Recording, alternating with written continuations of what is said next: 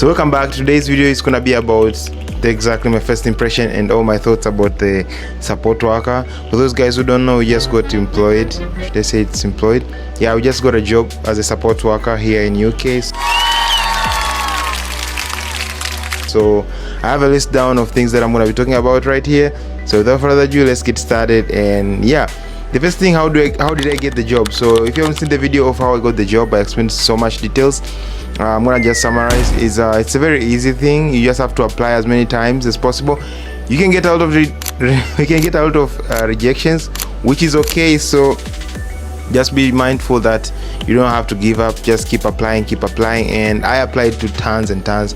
I even applied to KFC, got these rejections. You can see them on the screen. So yep, sometimes it can get very, very bad, but that's how life is. Like, you get out of rejection, but at the end point, you might just end up getting one. And actually, the good thing is that I got this support worker before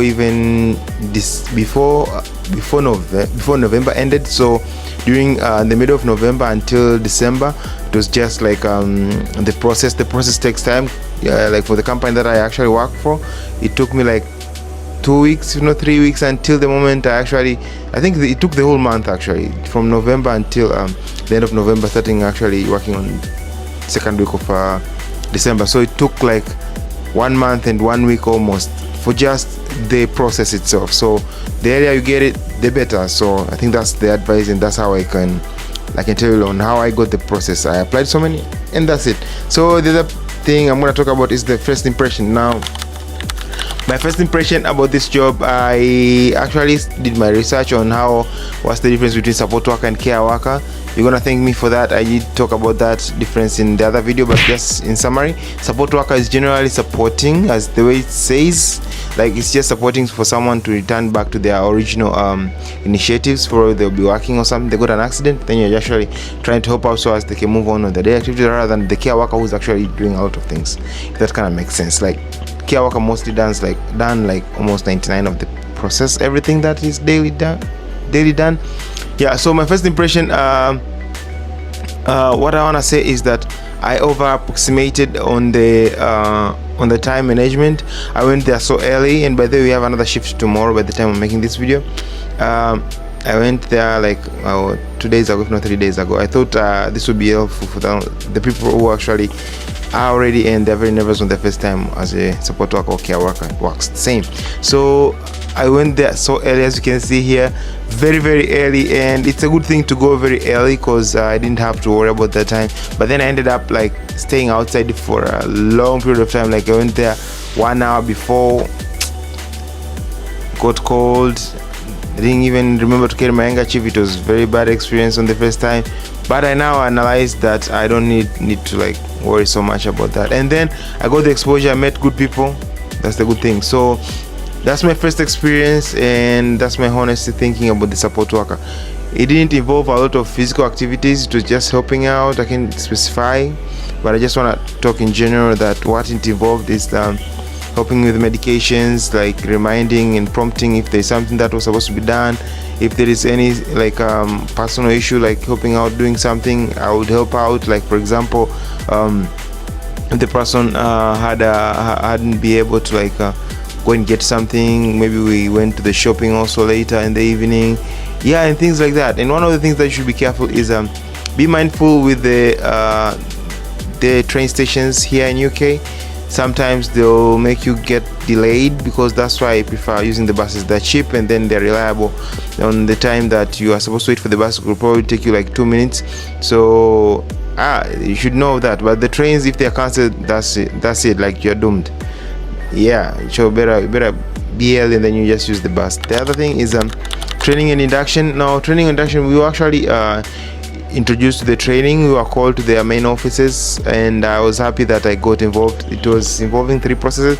The first one was actually on the online session, where you just have to pass through the materials and then you read. And the second section was actually a session on their offices, where they had to teach us on how to resuscitate. Now, I was familiar with most of the things because I'm from a medical industry, but if you're not, because we had people who were actually not from the medical industry, so it will take you time to adjust, but you eventually make it.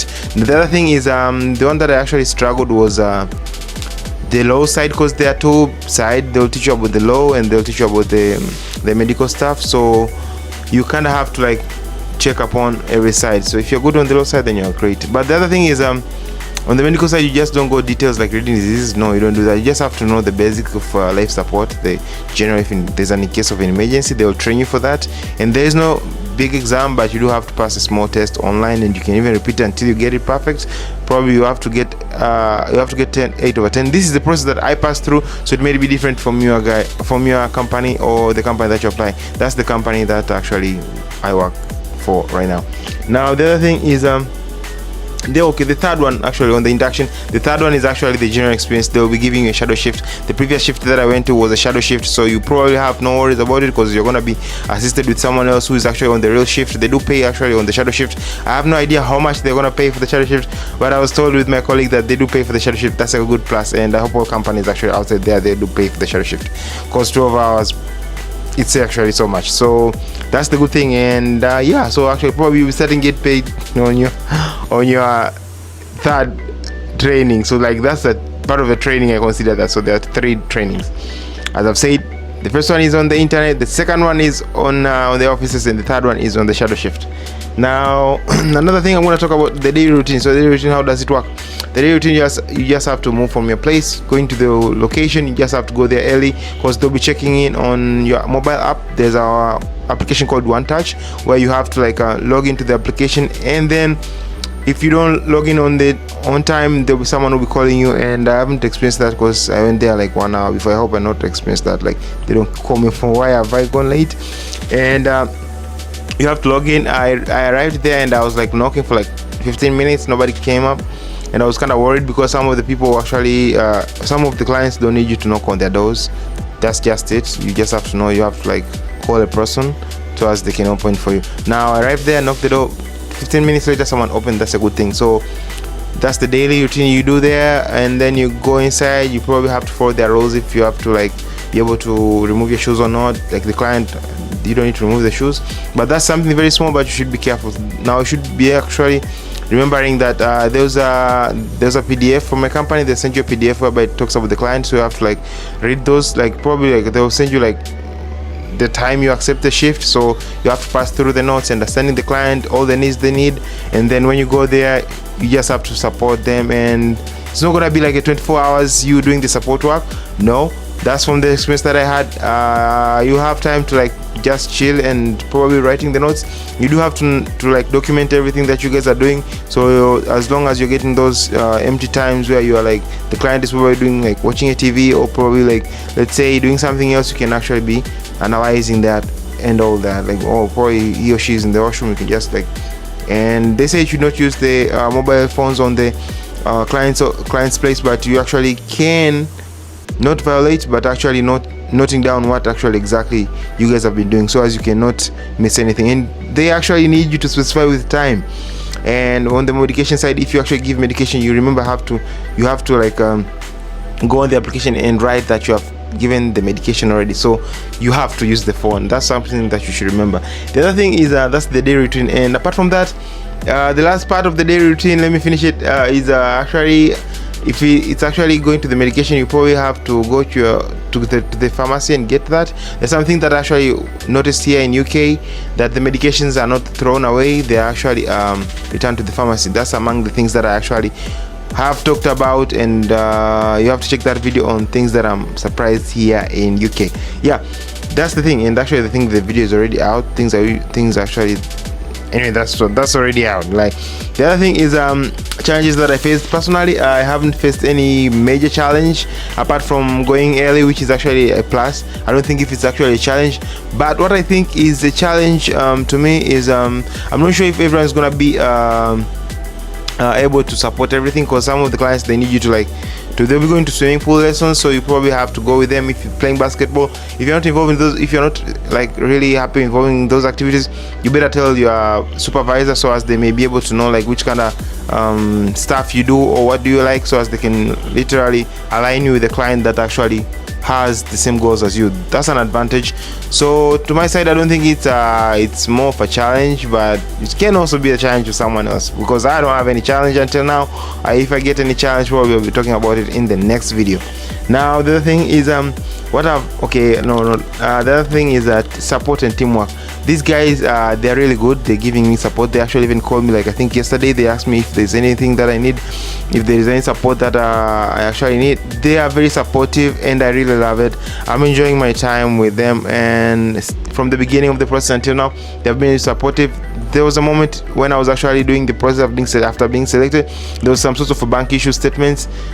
They required the bank statement. Just a short story. They required the bank statement. It has to be sent to me by mail. But then the bank did not support me to do that. They didn't want to do that. So it was a whole mess up. But they were very positive. They would say like, they would actually understand everything. That's the main concept. But now I'm glad that we have passed that place. So they actually call you after time to time. Probably after 3 months, they'll call you again. After a couple of weeks, they'll call you again to check in. Now it doesn't mean everyone is gonna do that, but it depends with the company that you're working with. For the company that I'm working with, it's actually great, and it does that, and I'm thanking so much with them if they probably watch even this video.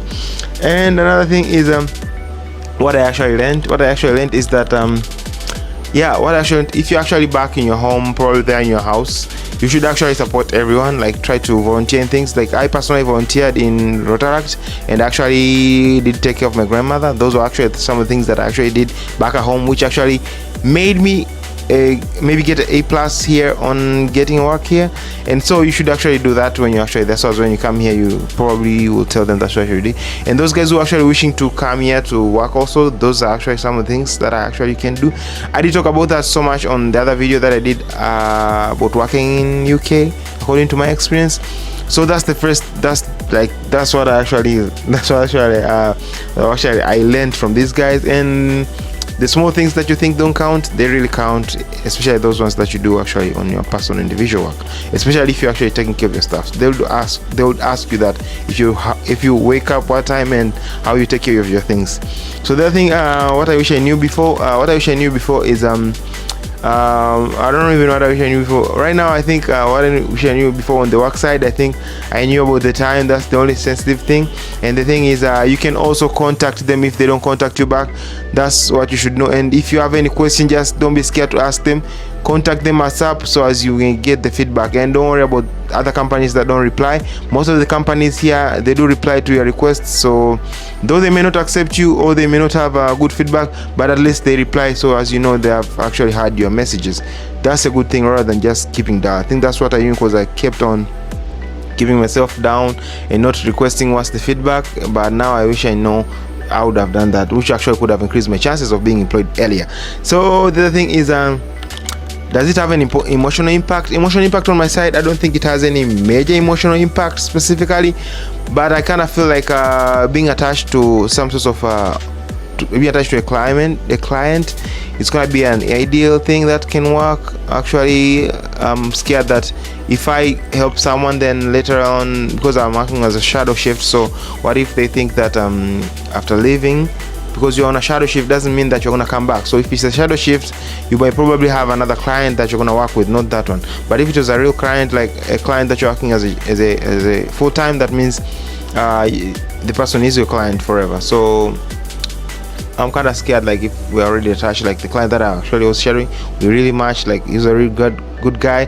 So if I left and then never came back, like they're gonna think like if I like it wasn't a good experience. So that's what I'm actually worried, if that kind of makes sense. But that's the only thing, like, yeah, sometimes you can get really attached to the client and feel like, yeah, sympathetic, like, is it sympathetic? Oh my god, sympathize, if that kind of makes sense. Yeah. So the other thing, which is the last but not least, would I recommend someone who is actually wanting to be a social support worker? Yeah, you can work as a support worker. I do recommend this work. It's a good experience, and at the same time, kind of adds to your CV if you actually have a future plan of doing medical stuff. If you don't, then probably at least you can get some cash and do something that you really enjoy. But even if you don't enjoy, but actually you're giving back to the society, so just make sure you do the best of you. Until then, make sure to check my other videos, and see you next time. Peace out. If you have any questions, just let me know. Bye bye.